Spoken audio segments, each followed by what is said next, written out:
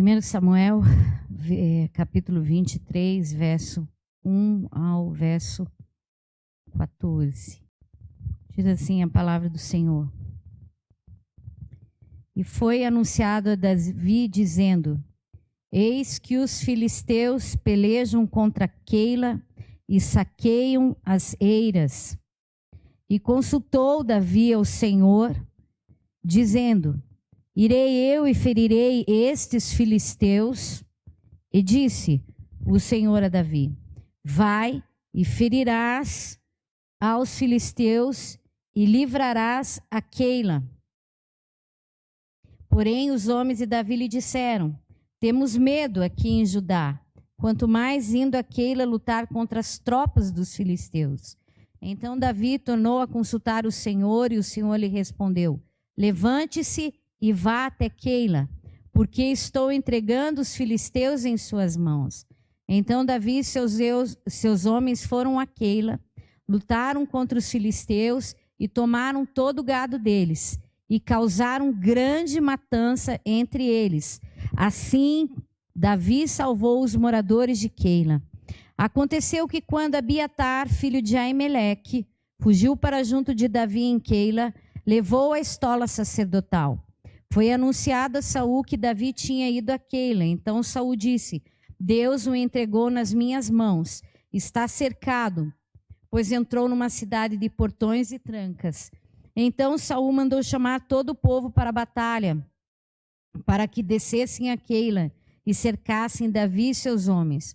Quando Davi soube que Saul maquinava o mal contra ele, disse ao sacerdote Abiatar: Traga aqui a estola sacerdotal. Então Davi orou: Ó Senhor, Deus de Israel, teu servo ouviu que Saul de fato procura vir a Keila para destruir a cidade por minha causa. Será que os moradores de Keila me entregarão nas mãos dele? Será que Saul virá mesmo como teu servo ouviu? Ah, Senhor Deus de Israel, revela isto ao teu servo. E o Senhor disse, queria que você repetisse comigo: ele virá.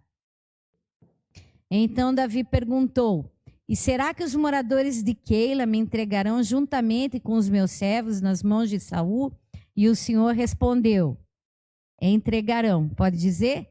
Entregarão. Então Davi e seus homens, que eram os 600, saíram de Keila e se foram sem rumo certo. Quando foi anunciado a Saul que Davi tinha fugido de Keila, deixou de persegui-lo.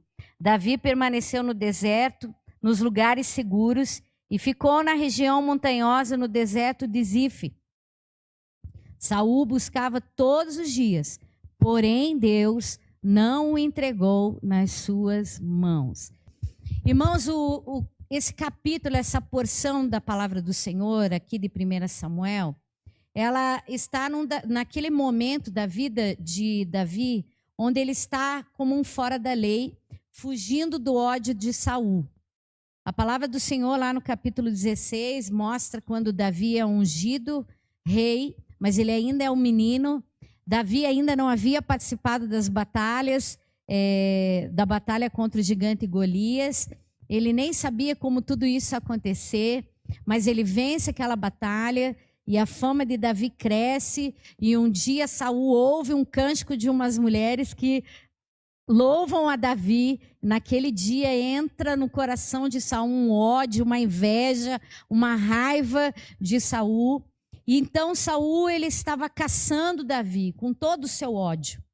Saul estava também encharcado ainda com o sangue dos sacerdotes, porque capítulos antes aqui, no 22, se não me engano, 21, Davi, nesse momento em que está fugindo, vai até o sacerdote Aimeleque e pede para ele que dê pão. E aquele sacerdote dá pão, e ele também pede uma espada, e ele dá a espada com a qual ele tinha matado Golias. E então, saindo Davi dali, um dos homens que estava dentro da casa do Senhor conta para Saul, e Saul então vai lá e mata todos aqueles sacerdotes e o sumo sacerdote. Mas o filho do sumo sacerdote Aimeleque, Abiatar, foge com a estola sacerdotal. Então Davi, ele está aqui correndo com aqueles homens ali da caverna de Adulão, que estavam com ele, para salvar a sua vida. E nessa fuga que ele está vivendo, ele sabe da notícia de uma cidade próxima a Judá, que era onde eles estavam, que estava sendo ameaçada pelos filisteus. E os filisteus, uma das estratégias deles sempre era vir roubar a plantação, a colheita. E era isso que eles estavam fazendo. Então eles traziam os seus gados e eles assaltavam a colheita, não só roubavam, mas também eles exterminavam tudo. E Davi fica sabendo disso. Só que Davi, ele está numa fuga, ele está fugindo do inimigo. Subir a Keila era como assinar sua própria sentença de morte. Era dizer, puxa, eu estou mais perto do inimigo ainda, o inimigo vai me pegar de fato. Mas ele vai a Deus. E então aqui a palavra do Senhor diz que ele vai para Deus e pergunta, Senhor, devo eu ir lutar contra os filisteus? E o Senhor fala para ele, vai. Só que quando ele volta para comunicar para os seus homens, para o exército que está com ele, os homens dizem para ele, você está ficando louco? Já está difícil aqui. E você ainda vai querer subir para Keila, se complicar, porque era uma região montanhosa, onde eles provavelmente acabariam sendo pegos. Não faça essa loucura. Isso sou eu falando, amém, irmãos? Mas eles dizem para Davi, não é certo. Temos medo aqui em Judá, versículo 3. Quanto mais indo a Keila lutar contra as tropas dos filisteus. Mas Davi, irmãos, ele não se conforma. Ele vai e volta a consultar o Senhor. E o Senhor diz para ele, levante-se e vá. Levante-se e vá lutar, porque eu estou entregando os filisteus nas tuas mãos. Então Davi e os seus homens vão a Keila, lutam contra os filisteus, tomam todo o gado deles e causam grande matança entre eles. Assim Davi salvou os moradores de Keila. Amém? Então, irmãos, Davi aqui, ele tipifica o Cristo que olhou para o nosso problema e se envolveu nele. Jesus não precisava ter deixado a sua glória, irmãos, mas ele viu que não tinha jeito para a gente. E cada vez mais nós éramos vítimas do inimigo. Que o inimigo, ele veio mesmo para roubar, matar e destruir. Mas Jesus veio para destruir as obras do diabo, amém? Então, Davi, ele tipifica o Cristo que olhou para o nosso problema e se envolveu nele. Ele comprou a briga com Saul, que representa Satanás. Satanás quer destruir a mim, quer destruir você. Esse é o intuito dele. Mas Jesus se envolveu no nosso problema, assim como Davi. Segunda coisa, mesmo sabendo os riscos, ele luta as nossas causas. Jesus sabia que ia ter que morrer morte de cruz, ele sabia que ia ser rejeitado, ele sabia a vida que ele teria, ele sabia de tudo isso, mas ele deixou a sua glória, irmãos. E eu gosto quando lá em 1 João, lá em João capítulo 1, ele diz assim, e ele habitou entre nós cheio de graça e de verdade. Ele decidiu fazer isso. Ele me amou, ele falou assim, eu vou acabar com o problema do povo. E a terceira coisa que Davi fez e que Jesus fez por nós, ele os livrou, ele lhes restituiu a terra e ainda os prosperou. Versículo 5. E aí, irmãos, eu queria que você lembrasse desse Jesus, que olhou para você, você não merecia nada, você não merecia mesmo, irmãos. Você pensa que merecia alguma coisa, não merecia. A Bíblia diz que nós já nascemos no reino das trevas. Então ele te tirou de lá. Você sabia disso, que você já nasce no inferno? Quantos sabiam que já nasce no inferno? Eu não sabia, pastora. Você já nasce no inferno. A Bíblia fala que ele, quando nós o aceitamos, ele nos transporta do reino das trevas para o reino da sua gloriosa luz. Então você estava condenado. Você não merecia nada. Jesus foi lá, lutou contra Satanás, venceu a morte de cruz, ressuscitou, salvou você, escreveu o teu nome no livro da vida. Agora você vai morar no céu, porque pela fé sois salvos. Isso não veio de vocês, é dom de Deus, é graça de Deus. E a palavra do Senhor diz aqui que ele nos fez prosperar. E verdade, irmão, você lembra quem você era sem Jesus? E quem você é com Jesus? como a tua vida melhorou? Para quem nasceu no Evangelho, talvez não tenha essa dimensão. Mas eu não. Irmãos, eu já estava condenada. Não valia nada, sabe? Mas Jesus me amou. Não quer dizer que eles nasceram no Evangelho, que eles não precisaram decidir o que eu decidi. Porque eles também tinham o Adão deles. Mas o fato é que Jesus fez por nós, Ele nos livrou, Ele nos restituiu, Ele nos tem feito prosperar. Como eu conheço pessoas que cresceram depois que encontraram com Jesus, que mudaram suas famílias, que mudaram suas vidas. Jesus fez isso por nós. Mas tem algumas lições interessantes aqui. Eu ainda não comecei a mensagem, tá, irmãos?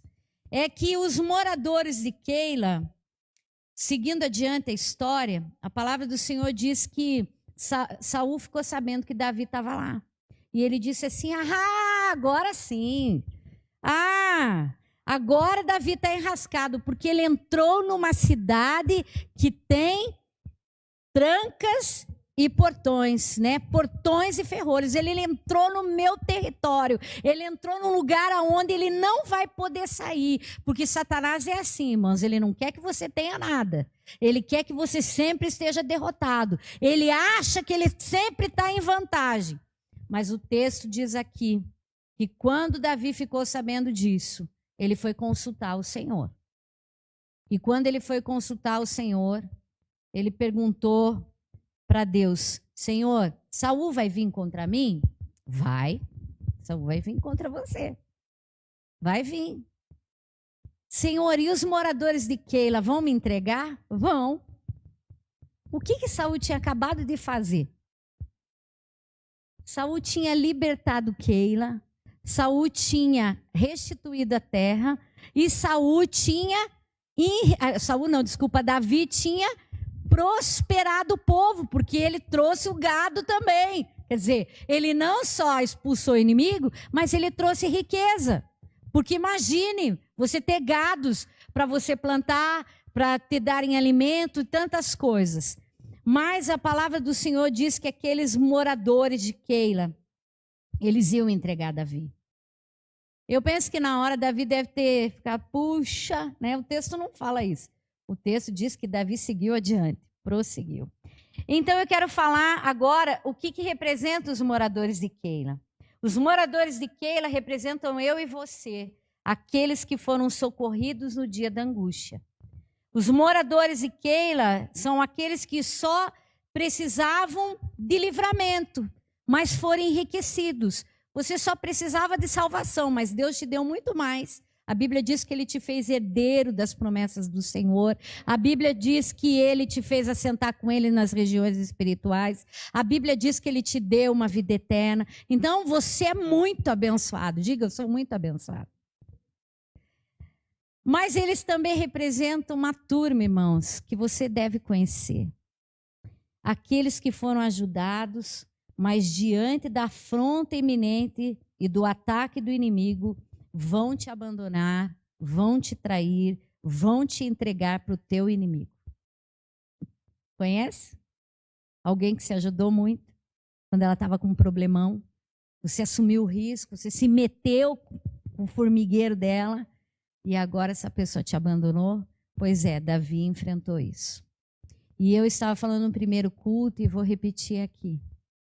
Muita gente nesse tempo, irmãos, por causa do grito de Saul, por causa da fúria de Saul, que insiste em querer nos destruir, está abandonando, está entregando a sua fé, está largando os betes, como diz, está realmente, irmãos, agindo como os moradores de Keila. Fugindo da raia, abandonando o seu Deus. Eu sempre pensei, quando Jesus ele dizia assim, mas aquele que perseverar até o fim será salvo. E eu pensava, mas meu Deus, como é que alguém consegue deixar Jesus? Olha, eu já passei momentos na minha vida muito horríveis, mas eu nunca pensei em deixar Jesus. Eu nunca pensei em trair Jesus, eu nunca atinei, puxa, Deus não faz, sabe o quê? Vou largar da igreja, vou largar de Bíblia, vou largar do povo, vou largar de pastor, vou largar de tudo. Nunca, irmãos, Nunca. Isso nunca me passou pela cabeça. Mas como tem morador de Keila nesse tempo? Satanás está tendo liberdade para trabalhar nesse tempo, irmãos. Porque a gente não pode esquecer que Saul foi uma escola de treinamento na vida de Davi. As provações da nossa vida são uma escola de treinamento. Deus muitas vezes coloca situações, pessoas, dificuldades para nos promover. Você só vai chegar na tua bênção quando você estiver pronto. Diga, só quando eu estiver pronto. Talvez você fale, poxa, pastora, mas não, ele é pai, será que não dava para ir lá, né? A gente... E me dá de uma vez o que eu preciso? Não, meu irmão, você precisa estar preparado. Tem gente que não é preparada para receber o melhor de Deus. Tem gente que não pode receber a bênção, porque se ela receber, depois ela, ó, beijinho e tchau, tchau mesmo. Vai embora. Faz como os moradores de Keila. Gente, eu jamais teria coragem de trair uma pessoa que guerreou por mim, que estava sofrendo risco, que fez... Mas a Bíblia diz aqui que eles fizeram isso, eles iam entregar. Davi ouviu isso. Mas agora, irmãos, o que é que eu devo fazer diante disso? Nesse tempo onde nós sabemos que Satanás está louco, irmãos, para matar, para roubar, para destruir. Nesse tempo onde Satanás parece que encurralou o povo de Deus, e ele está dizendo assim, agora eles estão... Está do jeito que eu quero. Eles estão encurralados. Irmão, se vocês vissem, meu marido tem ali no celular dele, e eu tenho no meu aqui porque eu sou pastora, a luta dos pastores em Curitiba. Não é, pastora? Os pastores tentando, irmãos, hoje mesmo a polícia passou aqui 2 vezes. Nós estamos numa perseguição nesse tempo, igreja. E tem muita gente que não está entendendo. Mas eu quero te dizer algo muito importante que você tem que aprender em dias de dificuldade. Que você precisa colocar Deus na tua vida. E aqui a gente aprende a primeira lição desse texto. A importância de pedir a Deus decisões para poder guiar em tudo que você faz. E a minha pergunta para você, em primeiro lugar, é: você faz isso, irmãos? Quando surge um desafio, quando surge uma necessidade, quando surge algo, você pergunta primeiro para Deus? Você faz isso? Onde está Deus nas suas decisões? O que Davi fez aqui? Ele não foi motivado pelo coração. Eu vou ajudar aquela pessoa. Irmãos, tem tanta gente que entra numa fria porque vai ajudar a gente que Deus não quer que ajude. Você sabia disso? Aí tem muita gente que diz, mas isso não é ser cristão, irmãos. Tem gente que só vai te dar trabalho. Até para ajudar você tem que perguntar para Deus. Davi vai fazer isso. Ele pergunta, Senhor, devo lutar a favor deles? Olha, a minha vida está em risco. Eu posso me colocar... Irmãos, eu como pastora, vou dar um exemplo para vocês. Vocês acham que ninguém chama a gente para ir orar por eles? Eu lido com gente, irmãos, que saiu do hospital ontem. Tem gente que quer falar bem pertinho de mim. Eu fico assim, Jesus livra. E aí, irmãos, a gente tem que orar. Por quê? Porque nós temos um Deus que cuida da gente. Tem pessoas que às vezes ligam e falam assim, pastor, eu preciso muito que você vá fazer tal coisa hoje. E eu vou para Deus e digo assim, Senhor, é para eu ir? Irmãos, eu entrei em um hospital nesses dias de quarentena e fiquei lá. Sabe? Com gente do Covid do lado. Não é porque eu estava doente, não. Eu fui cuidar de gente que estava doente. Aí você fala, é louca essa mulher. Não, irmãos. Deus mandou. Podia ter dito, não vou. Como tem gente que diz, não atendo o telefone na segunda-feira, que é meu dia de folga. Não me ligue. Eu não tenho isso, irmão. Nunca tive isso. O povo liga para mim às 2, às 3, às 4, lutando a guerra dos outros. Mas, irmãos, eu consulto a Deus. Você tem que consultar o Senhor. Deus é com você. Então, aqui a gente aprende a primeira coisa, a importância de pedir para Deus guiá-lo em tudo que você faz. Porque se Jesus estiver com você, se o Senhor estiver com você, vai. O Senhor diz, vai. O Senhor deve fazer isso? Vai. Devo tomar essa decisão? Faz. Devo comprar esse negócio? Compra. Devo não comprar? Não compra. E esse sapato gostei tanto? Agora não. Estamos em crise. Espera um pouco. Pergunta para o Espírito Santo. Fala com ele. Onde está Deus nas suas decisões? Ele é o primeiro na sua lista de prioridades quando você precisa decidir algo importante. A palavra do Senhor diz em João 15 que sem mim nada podeis fazer. Sabe, eu gosto do milagre ali da água que é transformada em vinho, naquela festa. Vocês lembram qual foi o conselho de Maria para aqueles homens que estavam ali? Fazei tudo o que ele vos mandar. Esse é o segredo do sucesso. Esse é o segredo do milagre. Esse é o segredo da transformação. O que ele falar, faz. O que ele não falar, não faz. Então, Davi vai até Abiatar, que era um sacerdote, e Abiatar tinha conseguido fugir com a éfode sacerdotal. O que era éfode? Era um cachecol que os sacerdotes da outra usam? Não. Era um colete, irmãos, com as 12 pedras de Israel. Ele vai e ora. O texto diz que Davi ora e fala com Deus. E quando ele fala com Deus, Deus responde para ele. Irmãos, você tem uma éfode sacerdotal, sabia? Que você carrega, que se chama Espírito Santo. E a palavra do Senhor diz em Colossenses que ele é o árbitro do teu coração e das tuas decisões. Como, pastora, que eu sei que Deus quer que eu faça tal coisa? Vamos lá para Colossenses, você vai saber. Você não vai mais tomar a decisão errada. Versículo 15. Que a paz de Cristo seja o árbitro no coração de vocês, pois foi para essa paz que vocês foram chamados em um só corpo. Sabe como se sente paz? Tem gente que sente uma paz mentirosa, irmãos. É uma paz assim, eu senti no coração, mas ela está atribulada, ela está perturbada, ela está em dúvida. A paz que habita no nosso coração é aquela que nos faz ter paz primeiro por Jesus. Ou seja, se eu fizer isso aqui, vai de alguma maneira atingir o meu relacionamento com Deus? Essa decisão que eu vou tomar vai afetar as outras decisões que eu posso, ou seja, o que eu estou fazendo agrada a Deus? Esse é o árbitro, irmãos. Isso traz paz.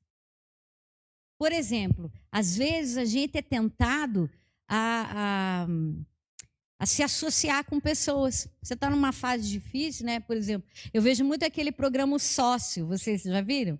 Que a pessoa vem, ela investe na empresa, é um cara que faz isso. Ele vai na empresa, a empresa está falindo, ele chega lá e ele sonda a empresa, e ele se oferece para dar o dinheiro. Tem muitas vezes que surgem umas oportunidades na vida da gente e diz assim, é Deus. É Deus.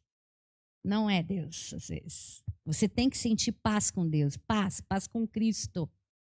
Isso aqui vai deixar de eu ir no culto, Senhor, por causa disso? Vai me atrapalhar? O que eu vou fazer? Porque se não for uma paz que surge do Senhor, você vai se complicar.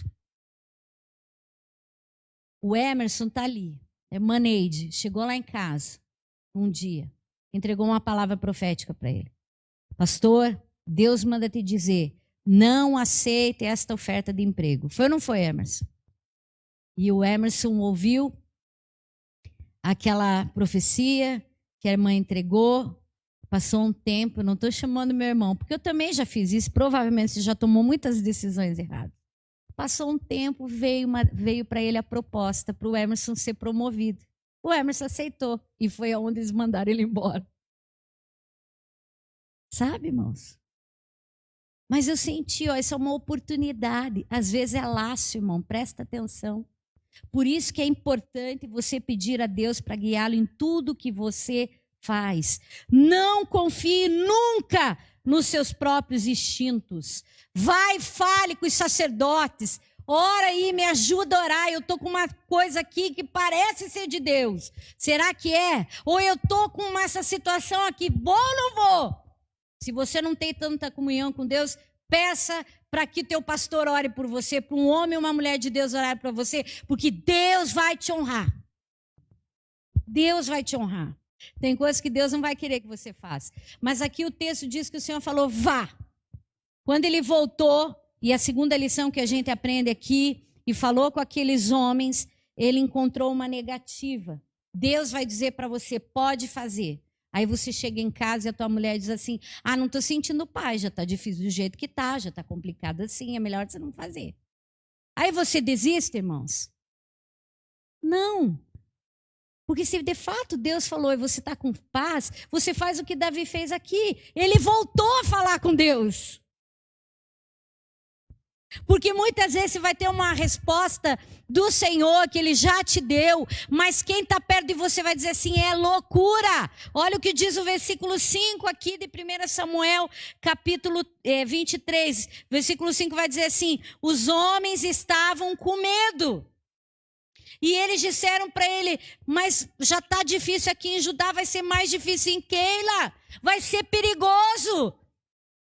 Em outras palavras, parafraseando, Davi, você está louco, você não está dando conta. Como é que nós vamos voltar e arriscar a nossa vida? Vamos em frente. E eu sei que eu estou falando com gente que Deus já falou e você talvez está ouvindo palavras que estão falando para você. Desista! E o Senhor está dizendo nessa noite, volta a falar comigo.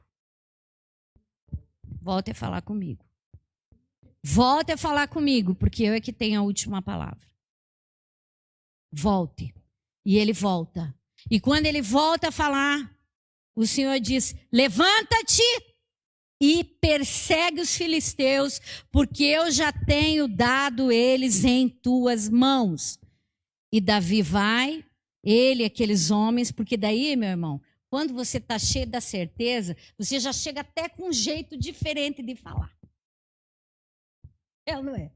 Pode até ficar aquelas caras negativas, mas você está tão cheio da unção que o Senhor está dizendo, vai, faz, é isso mesmo, que você derruba os nãos. Derruba os nãos.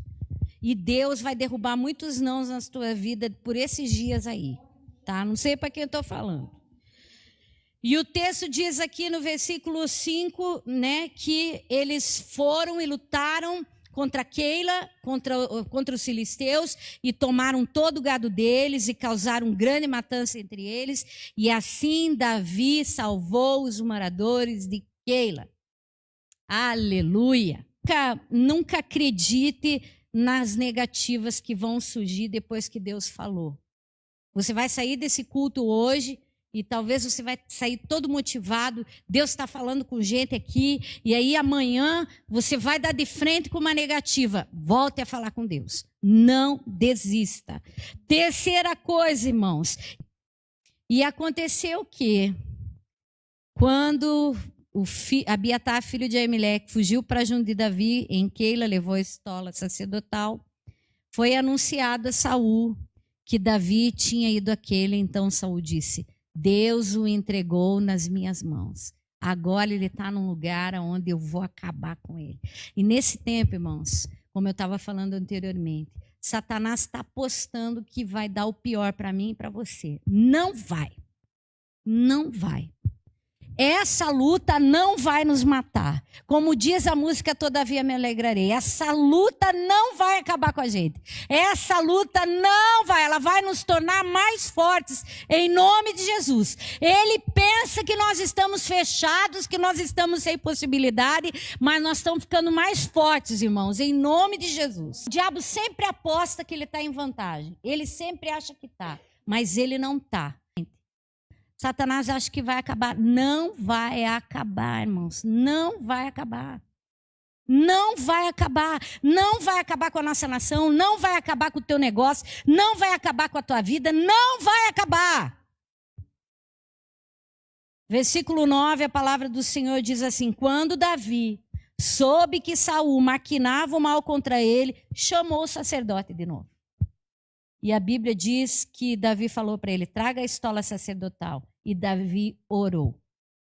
E ele disse: ó Senhor Deus de Israel, teu servo viu que Saul de fato procura vir a Queila para destruir a cidade por minha causa. Será que os moradores de Queila me entregarão nas mãos dele? Será que Saul vai vir mesmo como teu servo ouviu? Ah, Senhor Deus de Israel, fala isso para mim, revela. E o Senhor disse: vai. E sabe o que a gente aprende aqui? É que a verdade nos livra. Porque Davi, ele está lidando aqui com algo difícil para alguém que tinha ajudado um povo. Primeiro ele fala de ingratidão, e aí a gente aprende essa lição aqui: saiba lidar com as ingratidões. A gente como pastor, irmãos, a gente tem que aprender a lidar com ingratidão, porque o que a gente ajuda de pessoas que só dão tchau para você? Às vezes nem tchau. Elas vão embora.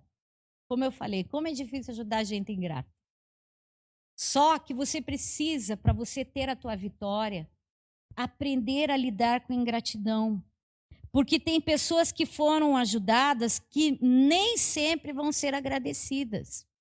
E nessa noite de Santa Ceia do Senhor, nós, assim como eu falei, nós podemos ser os moradores de Queila em relação a Deus nesse tempo. Tem muita gente abandonando a igreja, irmãos. Abandonando mesmo.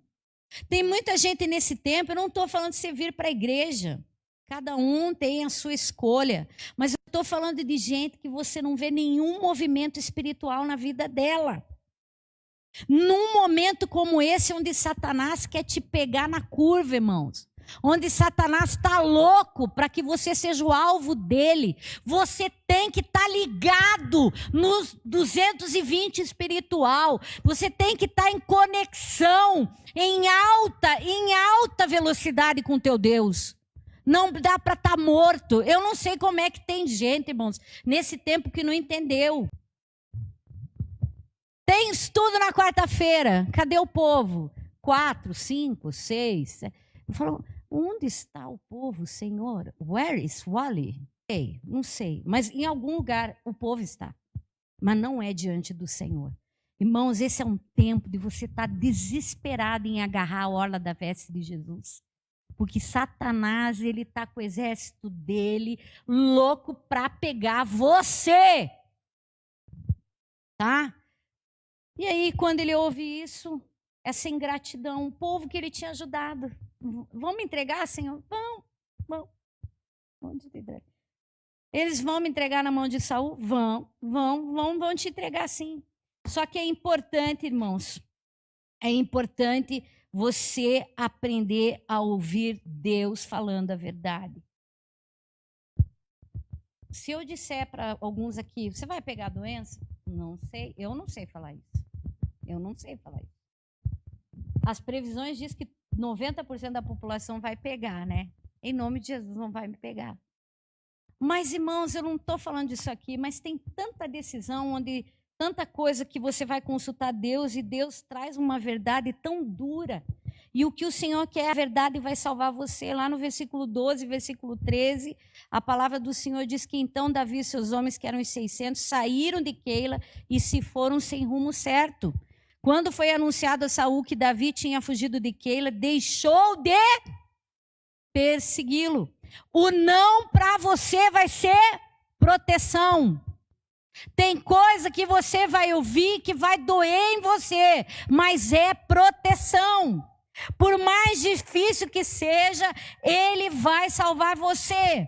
Às vezes você vai para Deus e pergunta assim: Deus, qual é o meu problema? Eu sou orgulhosa? E Deus diz: é.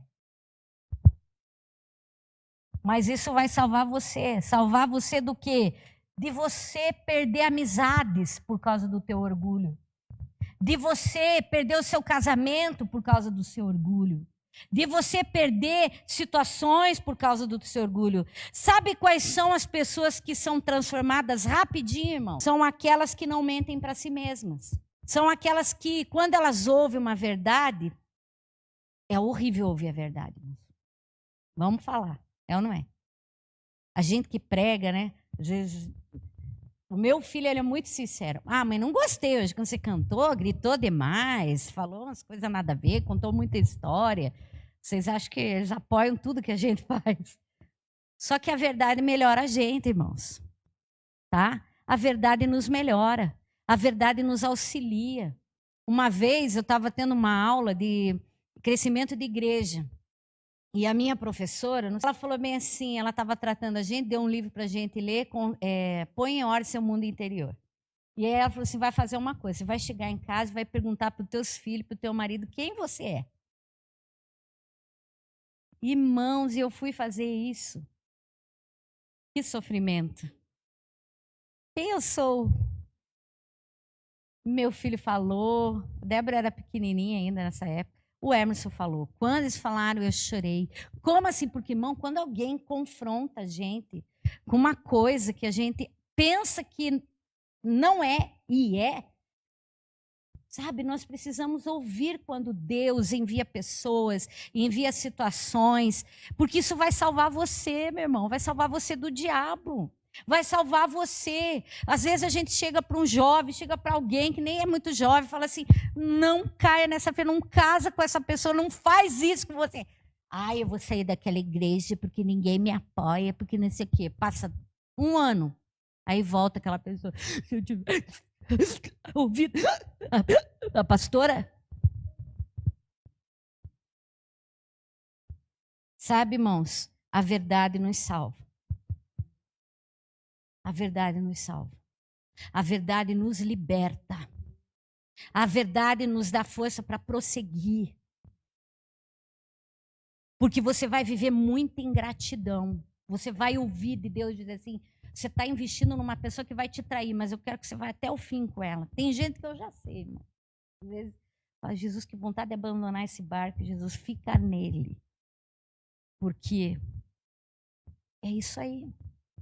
Vocês acham que o pastor não passa por adversidades, irmãos? Que nesse tempo a gente nunca é traído. E a quinta coisa e última, Davi não retribuiu a ingratidão. Davi prosseguiu. Davi, ele não questionou Deus, ele não falou, como assim?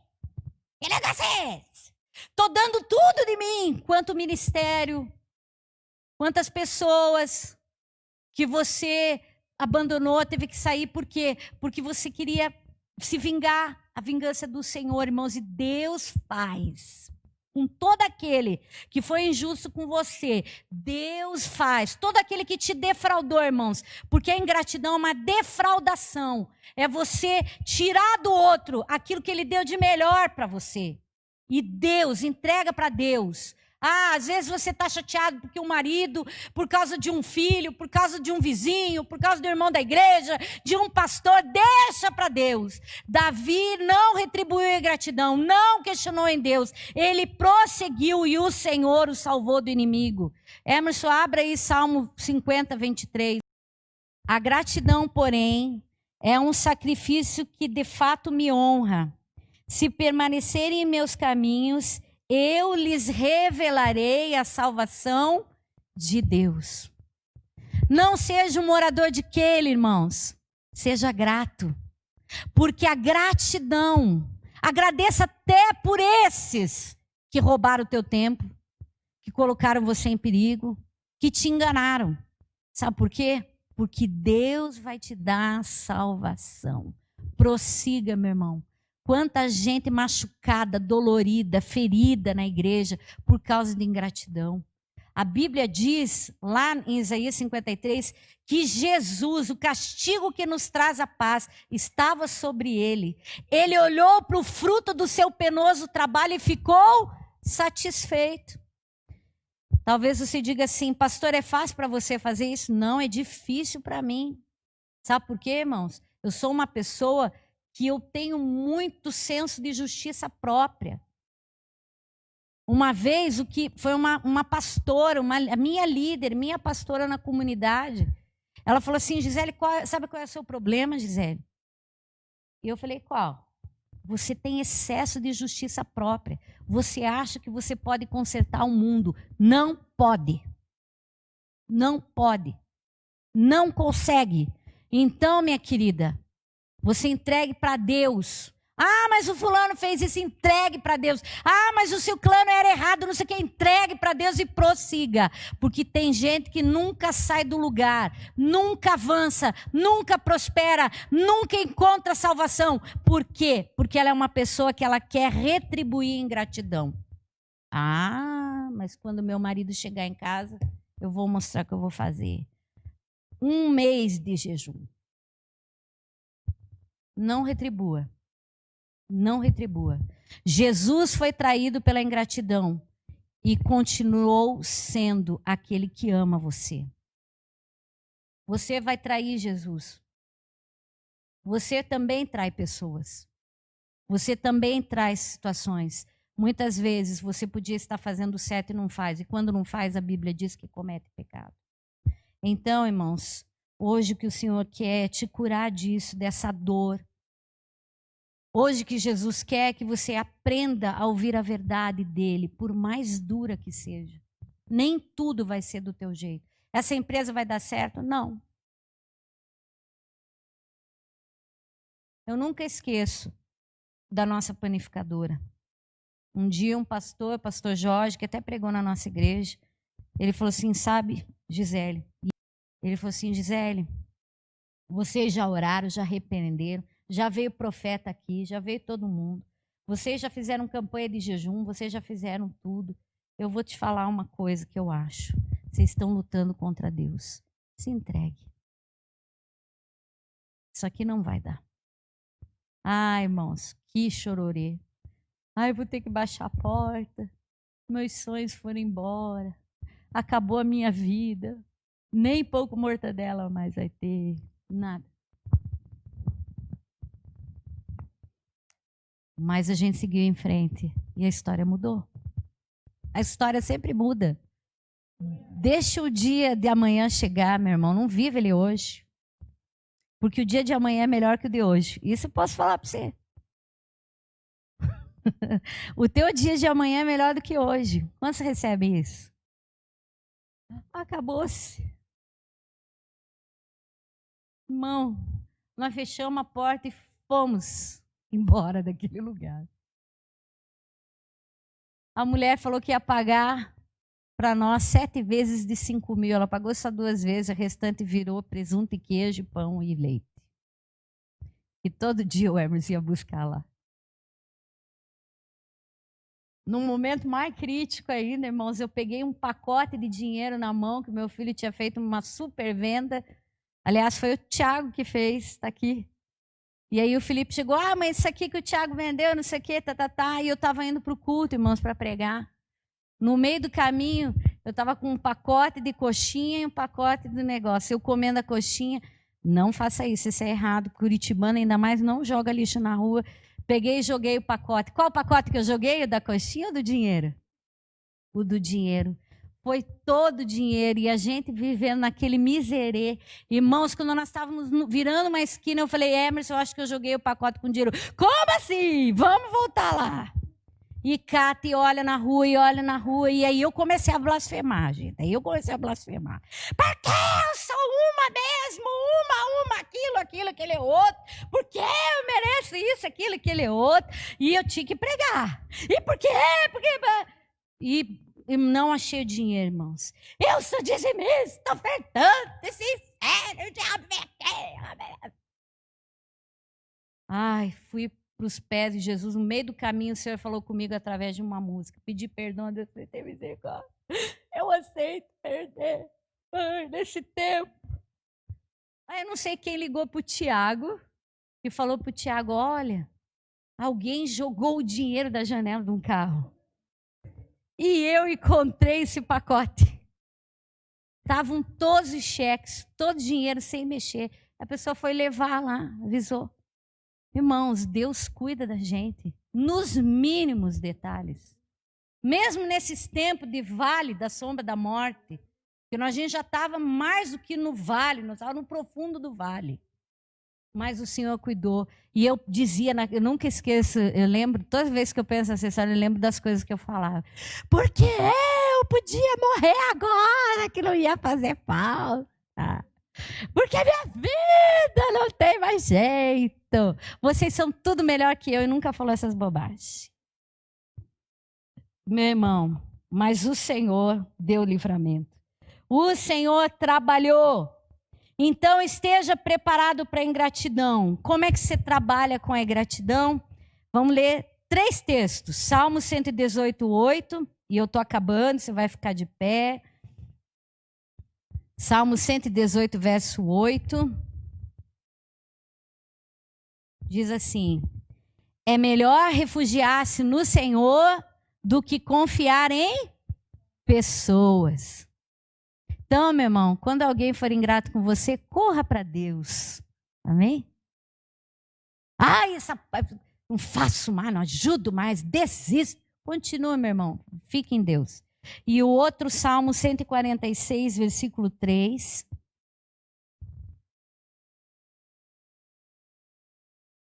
Não confie nos poderosos, não é neles que vocês vão encontrar salvação. Tá? Vocês acham que vai ser um ministro da saúde que vai trazer a cura, a vacina? Não, é o Senhor. Sempre será o Senhor. E a última coisa está em Lucas, no capítulo 6, versículo 35. E olha, irmãos, eu confesso para você que eu conheço esse versículo, mas hoje ele falou comigo de uma forma muito especial. Diz assim: vocês, porém, amem os seus inimigos, façam o bem e emprestem sem esperar nada em troca. Quem aqui já teve prejuízo com um jeito que nunca te pagou, nunca mais na vida? Vocês terão uma grande recompensa e serão filhos do Altíssimo, pois Ele é bondoso até para os ingratos e maus. Sabe como Ele é bondoso? Ele permite que a gente continue amando muitos desses no caminho da gente. Tem uma pessoa que ela me colocou no Ministério do Trabalho e ela perdeu a causa, foi deferida. E a pessoa voltou a trabalhar comigo depois. Sabe? Porque Deus é fiel. E eu abençoei o ingrato, porque eu sou filha do Altíssimo. Então, nessa noite, eu queria que você ficasse de pé. Eu queria orar por você que chegou aqui. E talvez nessa noite, eu creio que essa palavra é para algumas pessoas que precisam seguir adiante, precisam perdoar, precisam. Mas eu queria repreender nessa noite o espírito de engano da tua vida. Das vozes que surgem em dias de dificuldade. Cuidado com quem você toma conselho, gente. Toma cuidado. Cuidado. Como eu falei aqui no primeiro culto, que seja o teu pastor, o teu conselheiro. No máximo o seu pastor, mas sempre Deus. Porque o seu pastor também pode falhar. Mas o teu Deus não vai falhar. Nunca ele vai falhar. Então eu queria que você curvasse tua cabeça e pedisse: Senhor, me livra do espírito de engano. Não deixe que nenhuma palavra venha ao meu coração e que ela me leve a andar em caminhos que vão trazer destruição para mim. Livra-nos, ó Pai, do engano. Livra-nos, Senhor, de palavras aduladoras, de pessoas que se colocam no meu caminho e que, na verdade, elas estão sendo instrumento do mal para a minha vida. Senhor, me livra desse espírito de engano. Faz-me como Davi, que tinha o Senhor como bússola da sua vida. Faz-me como Davi, que não tomava uma decisão sem perguntar para ti. Livra-me do engano. Livra-me de achar e viver conforme o meu coração, porque o coração é desesperadamente corrupto. Livra-me dos sentimentos, das sensações mentirosas. Livra-me, Espírito Santo, porque eu não quero andar enganado. Livra a tua igreja, Senhor, do espírito de engano nesse tempo. Nesse tempo onde Satanás está procurando almas para tragar, livra do engano, livra da mentira, da influência. Livra os nossos filhos, Senhor, do espírito de engano nesse tempo, das amizades destruidoras. Livra, Senhor, em nome de Jesus. E a segunda coisa, nessa noite, eu queria que você liberasse o teu coração. Talvez você se decepcionou com alguém ou está decepcionado. Sabe, às vezes até com gente tão perto, às vezes nosso marido, nossos filhos, nossa esposa, a gente queria que eles fossem um pouquinho mais gratos. Não tenta reivindicar essas coisas, meu irmão, não tenta. Entrega na mão de Deus, se refugia no Senhor. Abençoa essa vida, abençoa.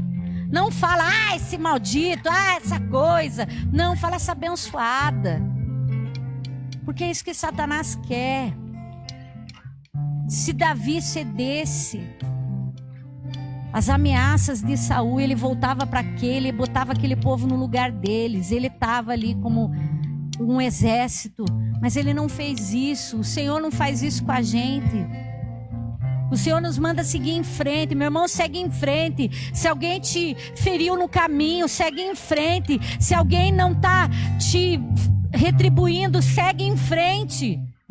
Segue em frente, porque Deus tem o melhor para você no teu futuro. Não fica paralisado mais. Vamos em frente, gente, vamos em frente.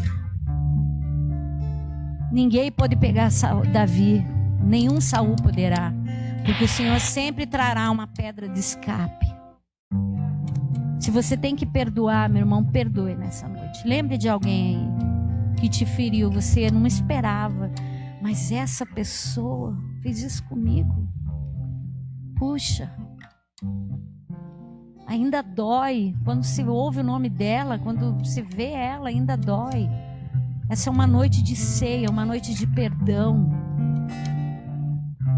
Deixa essa pessoa aí, meu irmão, porque você tem um lugar para conquistar. Davi tinha um lugar para conquistar. Libera essa pessoa, porque quando você liberar essa pessoa, vai chegar coisas na tua mão. O Senhor manda te dizer isso nessa noite. Amém? Abençoe. Você tem coragem de abençoar essa pessoa hoje? Que te feriu tanto? Diga para ela, abençoa, Senhor. Abençoa essa pessoa. Como assim vai abençoar essa pessoa que me feriu? Deixa. Se ela for abençoada ficando longe de você, Davi não voltou para aquele, ele seguiu em frente, irmão. Segue em frente. Você não precisa andar com essa pessoa, com esse. Vai em frente. O que você precisa é se livrar dessa dor, dessa angústia. Jesus, ele disse, Pai, perdoa porque eles não sabem o que fazem. Eles não sabem. Perdoa, Senhor. Tem muita gente que não sabe o que faz. Ela está armando laço para ela mesma. Ela não sabe disso. Mas ela vai saber um dia, porque Deus é fiel. Abençoa ela. Libera ela. E a terceira coisa. Você não está traindo o seu Jesus nesse tempo, né? Ele continua sendo o primeiro na tua vida. Se não é, deixa ele ser hoje, porque só nele você vai encontrar refúgio no dia da angústia. Eu sei que os dias estão difíceis, mas o Senhor é com você. Ele é o nosso único refúgio, nossa única fortaleza, nosso único abrigo. Que você possa ser como Davi no Salmo 116. O que darei ao Senhor por todos os benefícios que nos tem feito?